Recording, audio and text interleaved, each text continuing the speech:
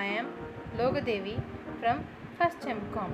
Today I am going to talk about batch costing, a costing method that is super useful for business that produce items in groups or a batches.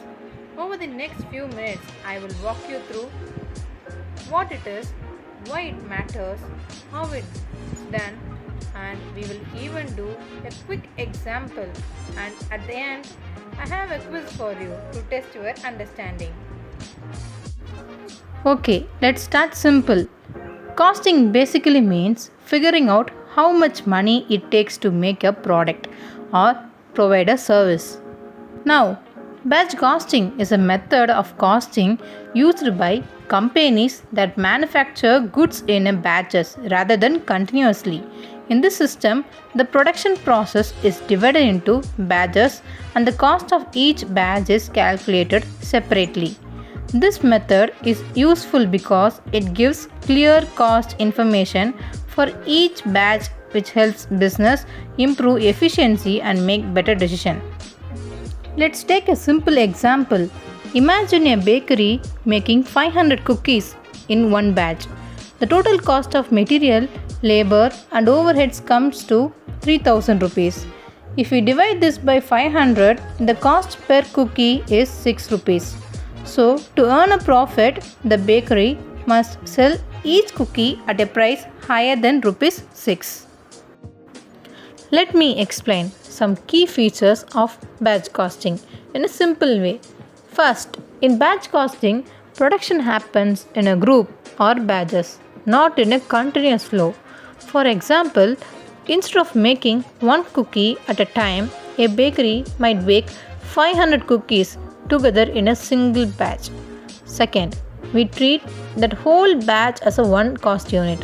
That means we first find the cost for the entire batch before finding the cost per item. Third, all the cost, material, labor and the overheads are collected separately for each batch. This way we know exactly how much that batch cost to us to make. Fourth, once we know the total cost for the batch, we simply divide it by the number of units to find the cost per unit. For example, if a batch cost is 3000 for 500 cookies, then each cookie's cost is rupees 6. Fifth, this method works best when we are making similar items in one go, like in bakeries, printing press, shoe factories, garment units, and even medicine production. Let's see what are the objectives of batch costing. The main purpose of batch costing is to find out how much it costs to produce a batch and from that the cost per unit. This helps in fixing selling prices correctly. It also allows the managers to control production cost by comparing actual and estimated figures. Another objective is to decide the most economically batch size so we don't spend too much time on setup or holding. Overall, it provides useful cost data for better decision in production and pricing. Okay, now let's see the procedures for batch costing. The first step is to identify the batch we are working on. After that, we collect all the costs related to that batch, starting with materials used, then the labor cost, and the overheads like electricity or rent. Once we add all these together, we get the total cost for the batch. The next step is simple. We divide this by the number of units in the batch to find the cost per unit. Finally, we can compare this actual cost with our estimated cost, which helps in controlling expenses and improving efficiency for future batches. Formula for batch costing is very simple. Cost per unit equal to total batch cost divided by number of units in the batch. For example, if the total batch cost is rupees 50,000 and the batch has 5000 units, then cost per unit will be 50,000 divided by 5,000 units equal to 10 rupees per unit. So each unit from this batch costs rupees 10 to produce. Now let's see what is EBQ.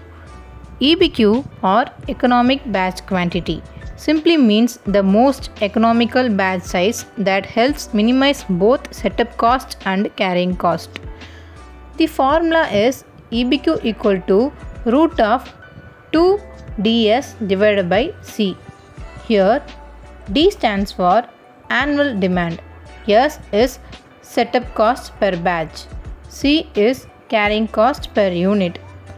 By using this formula, business can decide the best batch size to reduce unnecessary expenses and improve efficiency. Now let's look at a simple EBQ example. Suppose annual demand is 2000 units, the setup cost per batch is rupees 100 and the carrying cost per unit is rupees 2. If we apply the EBQ formula, we get EBQ equal to root of 2 into 2000 units into rupees 100 divided by rupees 2 equal to 447 units approximately. This means the most economical batch size is 447 units.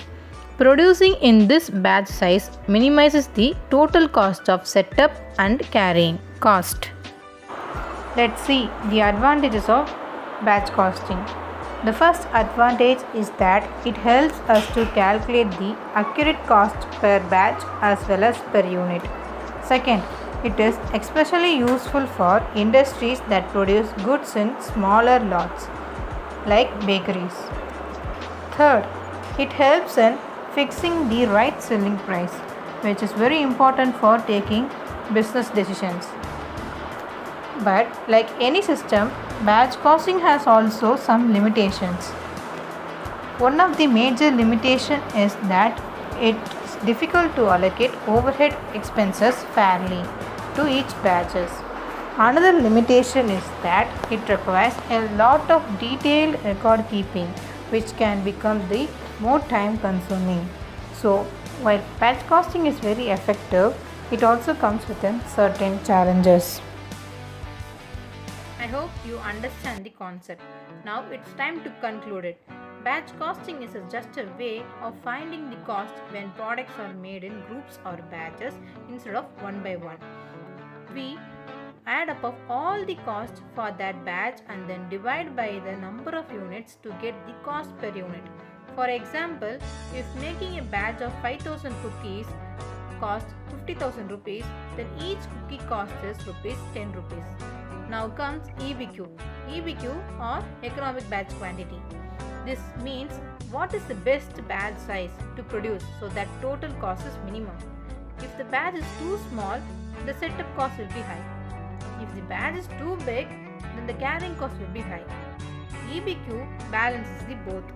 Together, batch costing tells us what it costs and EBQ tells us how much to produce per batch to keep the cost low. I have few questions to test your understanding. Thank you for watching.